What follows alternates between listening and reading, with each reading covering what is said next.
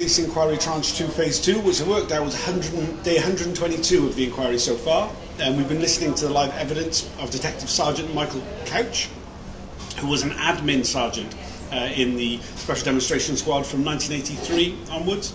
I'm not sure how many years he was deployed, actually. I thought he was very blatantly hungover. Other people suggested he's just shitting himself. He's definitely grinding his teeth. He looks like a man who spent half his life in a bottle, to be honest. He's got terribly red nose. You can see him on YouTube. I'm joined by Donal of the Undercover Research Group. What have you made of his evidence? It's quietly fascinating. I know he's not one of the big names, and he's certainly not at the heart of everything, but we're getting a good impression of just what life was in the back office. One of the things that's emerged is like, we talk about the SDS office. There's a back room and there's a front room. And there's the DIs and things. And this is what's going on. This what's happening there on the day-to-day life. How the new officers are getting trained up. What the social life is like. How they interact. So it's not groundbreaking, but it's filling in the picture quite well. Yeah, he says he was approached to become a field officer himself in 1973. But because he was enjoying life playing rugby for the Met Police, and he was going through a divorce at the time, he said it wouldn't have been very good for his health to become an undercover officer then. So it was 10 years later that he ended up joining the unit, but not in the field, just in the office.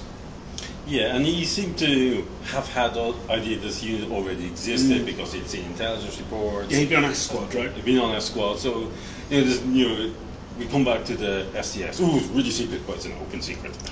Yeah.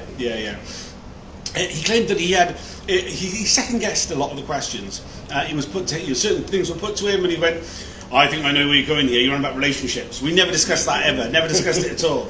And then on the legend building, he was like, "Are you talking about the dead children? I think you're talking about the dead children, aren't you?" And he was obviously quite nervous about those particular two topics more than anything else. Yeah, and I think that does come across. I know he's starting to relax more into the evidence now. But he's really worried about what he's going to say and where he's going to slip up. As the SDS Omerta is in full force here. Yeah, very much. So it was his responsibility. Initially, for the first 2 years of his deployment, of his time inside the unit, first 2 years he was doing admin, which meant that he was collecting the handwritten reports from the officers, checking through them, clarifying points, and then sending them off to the typing pool who wrote them up. He claims he never came across a time when a handwritten report that he was given wasn't passed on to the typing pool, wasn't signed off, and wasn't disseminated. So every single handwritten report was disseminated. We were shown some examples of reports that he had passed through his hands. We saw extreme homophobia, misogyny, the usual things we're used to. Yeah, and I think even before we got to that, about the reports, he was asked very distinctly, where are these reports sanitized? And he said, no, this wouldn't have happened. The only time they spoke to the officers was if they were correcting the handwriting. They wanted to make sure that the officers had to put things in their own language. The officers in the back office, like Couch, wouldn't change things in case it changed what they were saying. Yeah. And this is a really, really important point for Lambert's evidence. He's Lambert's defense in Devon. The reports are all being sanitized, they're all being changed in the back office. And the back office is going, what are you talking about? No. And Lambert's relying on this myth to defend him and say why certain bits of evidence are missing. No, Lambert, you didn't tell back office, and it came out in weight, and it's coming out in Couch, and I think we'll see it more in some of the things. So I think that was a key point that came out this morning. Yeah, absolutely. He was very clear when the word sanitized was used. He had a look on his face like, what? Sanitized? Like, what are you on about? He wasn't familiar with the terminology even. It was very clear that sanitizing is something that's been made up at the inquiry by undercover officers, not something that existed within the SDS at the time. It's another Lambert fiction. Yeah. Yeah, absolutely. Yeah. Lambert opened his mouth and the fire came out. yeah, very much. You can sue me on that one, but I think we've got enough evidence to say that he does not tell the truth. We saw some stuff from the 1986 annual report saying that admin officers, which is what he was, were responsible for testing the legend of undercover officers. He says no, not at all. He was like, no, I never did that. It wasn't my responsibility. Yeah. We saw some reports. Some of the reports that were misogynist. He said, this was humour. This was the humour of Roger Pierce. He said, did you find it funny? Oh no. He's like, yeah. So there was a lot on that, and I think this was one of the things. This was a reference to bulky, intense feminist. Yeah, impassioned feminist at the meeting.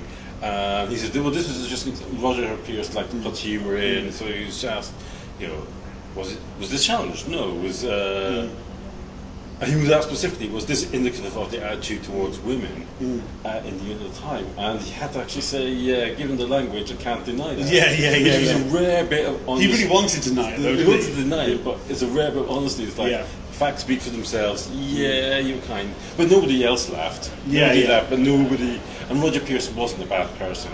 Right, Even though he went on to become a director of intelligence for the Met.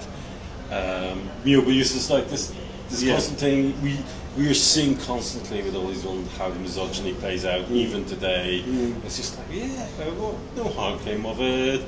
Yeah, so it was. We just put the word in. Nobody said anything. Nobody really cared. I mean, on the homophobic comments in one of the reports, he's like, he never heard any undercover officers or office staff in the SDS ever use any homophobic language ever. Not once. No, sir, not us. Never homophobic. I mean, he laid it on a bit thick, as much as anything else. Yeah, and you can see he's clearly trying to whitewash, you know, with sexism, with homophobia. I'm sure it's going to come up elsewhere. Yeah. But that report where he was talking about a reporter came in about somebody who was gay, and it was described as an unreliable gay. And I think it was the language. Over-impassioned and I can't remember what the word was, but and the counsel, I'm not sure who the counsel, I didn't catch his name, but I haven't seen him before. Oh, Howard. It's Michael Howard. Michael Howard, okay.